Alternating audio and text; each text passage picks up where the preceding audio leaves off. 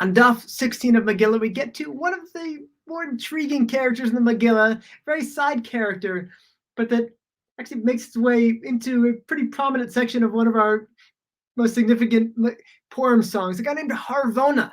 So who is Harvona? Harvona seemed like he's this fairly evil guy. It seemed like he was joining together with Haman and very much behind Haman in this plot.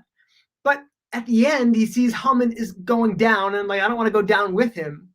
And so becomes this opportunistic turncoat, turns on Haman and leads to Haman getting hanged.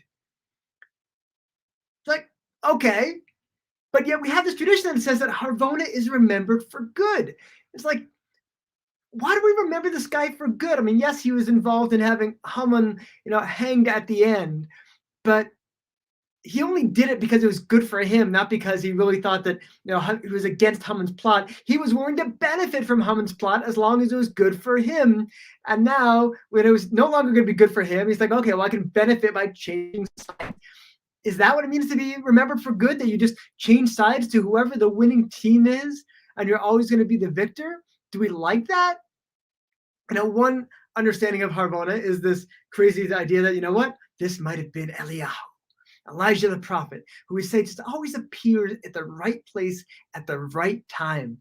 And because here was Harvona exactly at the point of saying that when Achashverosh turns against Haman, he says, and he just built this whole scaffolding 50 almost high in order to hang Mordechai, who did really good for the king. And the king says, okay, go hang him on it. So was this Harvona, or was this one of those things where Eliyahu kind of slipped into him and whispered the right thing at the right moment to cause Haman's downfall? I've always said that if I wanted to create like an opportunistic business, one that maybe, jumped in when there's a big opportunity, maybe to acquire other businesses or something like that. I've never actually done such a thing, but I'd want to call it Harvona. It just seems like the perfect name for the pure opportunist out there.